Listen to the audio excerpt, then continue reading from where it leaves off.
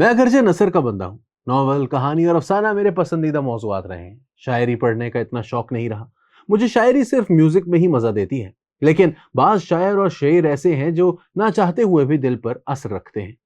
मुझे जो चंद अशआर याद हैं, इनमें हमारे सरायकी के बड़े शायर रिफत अब्बास के अलावा जफर इकबाल और दो तीन और शोरा के चंद अशआर शामिल हैं। सारी उम्र गिनती के इन्हीं अशआर से ही काम चलाया है। रिफत अब्बास का एक शेर मुलाहिजा फरमाएं कि वे साकू याद न रहसी ओंदे घरदा रस्ता, डोते सारे जंगल आसन तराए ता सारे दरिया। रिफत अब्बास का एक और शेर भी मुझे याद, ई वारी ओ मौसम क्या है कहीं तवीना खुलिया, बस हिक साडा नच्चन गावन वस्ती इच हिलिया, असा ता पहले डेंट ते रिफत जिवें हासे हासे, खींचा ओ सोना बंदा नाल असाडे रलिया। जफर इकबाल का ये मशहूर जमाना शेर भी हमेशा याद रहा। झूठ बोला है तो कायम भी रहो उस पर जफर, आदमी को साहिब किरदार होना चाहिए। या फिर चंद मशहूर शेर याद हैं, देखा जो खा के तीर कमी गाह की तरफ, अपने ही दोस्तों से मुलाकात हो गई। इसी तरह ये शेर, मेरी नमाज जनाजा पढ़ी है गैरों ने, मरे थे जिनके लिए वो रहे वजू करते। अब बरसों बाद जॉन एलिया का एक शेर जबानी याद हुआ है, कौन इस घर की देखभाल करे, रोज एक चीज टूट जाती है। ये शेर भी याद ना आता अगर अपने सहाफी दोस्त कामरान यूसुफ का एक ट्वीट ना पढ़ता। इस ट्वीट में कामरान ने उन लोगों की तरफ तवज्जो दिलाई है जो एक दफा फिर फैजाबाद में धरना देकर बैठे हैं। पांचवा छठा दिन है, इस्लामाबाद और पिंडी के दरमियान लोगों की आमद और रफ्त मुश्किल हो चुकी, वही सूरत हाल पैदा हो चुकी है जो 2017 में थी। तब तवील धरना दिया गया, गोली चली, लाठीचार्ज हुआ, आंसू गैस छोड़ी गई और पूरी दुनिया ने यह तमाशा देखा। कई रोज बाद इनके साथ मुआहिदा हुआ जिस पर तब के वफाकी वजीर दाखिला एहसन इकबाल और deputy DGC general Faiz Hamid ने दस्तखत किए थे। धरने में बैठे लोगों को कैश देकर घरों को भेज दिया गया। बाद में जस्टिस काजी फायजीसा ने इस पर फैसला लिखा और सख्त फैसला लिखा।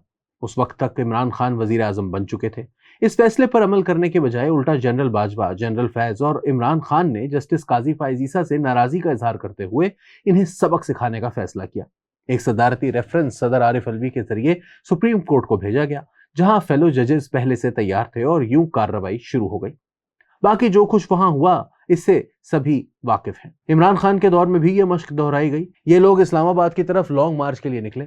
झेलम के करीब इन्हें रोका गया, वहां काफी लड़ाई झगड़ा हुआ। इन हंगामों को भारत के मीडिया में खासी जगह मिली।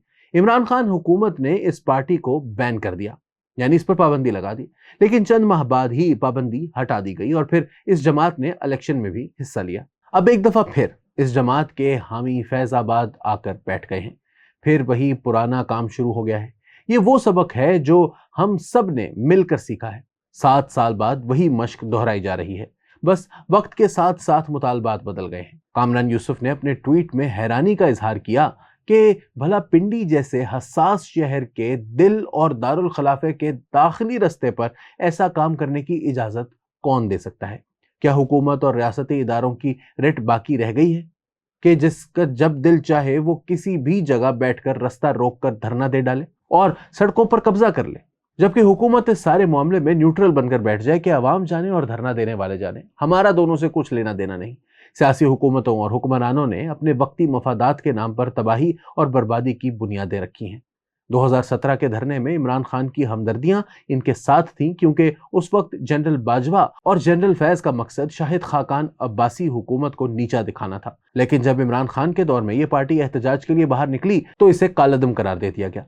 कामरान यूसुफ हैरान हो रहा था कि आखिर हमारे साथ मसला क्या है कि पहले हमने बरसों तक तालिबान को अपने गले से लगाए रखा कि वो पाकिस्तान का असासा है, वो हमारे स्ट्रेटेजिक एसेट्स हैं, वो अफगानिस्तान में हमारे काम आएंगे। यूं अफगानिस्तान में अपना असर रसूख कायम करने के चक्कर में हमने अपना पूरा मुल्क तबाह करा लिया। लेकिन अब अफगानिस्तान में तालिबान वापस आए हैं तो हमारी जान पर बन गई है कि वो पाकिस्तान में दहशतगर्दों के पुश्तपनाह बन गए हैं। अशरफ गनी के दौर में पाकिस्तान में दहशतगर्दी के इक्का दुक्का वाकयात होते थे। अब बताया जा रहा है कि इन हमलों में 500 गुना इजाफा हो गया है। अब रोज हमारे जवानों की शहादतें हो रही हैं। कालदम टीटीपी को अफगान तालिबान की हिमायत हासिल है। जी हाँ, वही तालिबान जो हमारे राइट विंग मीडिया, मजहबी जमातों, दिफाई माहिरीन और मुक्तदरा के नजदीक हमारा कौमी असासा थे। वो असासा अब हमारा लहू बहा रहा है। आप अंदाजा करें कि जिन तालिबान के खिलाफ जनरल कियानी के दौर में ऑपरेशन हुआ था और वो अफगानिस्तान भाग गए थे, उन्हें वजीर आजम इमरान खान दौर में बड़े एहतमाम से जनरल बाजवा और जनरल फैज वापस लाए और इन्हें सवात और करीबी इलाकों में बसाया गया। 35,000 तालिबान और इनके खानदानों को अफगानिस्तान सरहद पर लगी बाड़ काट कर सरकारी हिफाजत में पाकिस्तान लाया गया। यह था हमारा विजन और हमारी सोच। इनकी आमद के साथ ही मुल्क में दहशतगर्दी ने सर उठाया। आजकल हम दोबारा इन्हीं तालिबान के खिलाफ लड़ रहे हैं। हमें दाद दें कि हम कितने जीरक हैं कि ये ना समझ सके कि अगर अफगान तालिबान काबुल पर फातेह की हैसियत से काबिज होंगे तो टीटीपी के हौसले पस्त नहीं होंगे, बल्कि उल्टा इन्हें हौसला मिलेगा कि अगर अफगान तालिबान अमेरिका से लड़कर काबुल पर काबिज हो सकते हैं तो वो इस्लामाबाद पर कब्जा क्यों नहीं कर सकते। पहले तो टीटीपी को अमेरिकी फौजियों या ड्रोन हमलों का कुछ डर था। अब अफगानिस्तान में इनके भाइयों की हुकूमत है, वो उन्हें कुछ नहीं कहेंगे, बल्कि अपना मेहमान समझकर ना सिर्फ बसने देंगे बल्कि सपोर्ट भी देंगे और दे रहे हैं। टीटीपी को अब कोई खौफ नहीं। इसलिए अब पाकिस्तान के अंदर हमलों की शिद्दत बढ़ गई है। पूरी कौम अमेरिकी ड्रोन हमलों के खिलाफ थी, मगर उन ड्रोन हमलों ने टीटीपी को पीछे धकेलने और शिकस्त देने में अहम किरदार अदा किया। तालिबान की पूरी क़यादत ड्रोन हमलों ही में मारी गई थी। कामरान यूसुफ का खदशा बजा है कि जैसे हमने तालिबान को अपना असासा समझकर पाला पोसा, जवान किया और अपना लहू बहाया और फिर जाकर अक्ल आई, लगता है वही तजुर्बा अब फैजाबाद धरने वालों के साथ हो रहा है।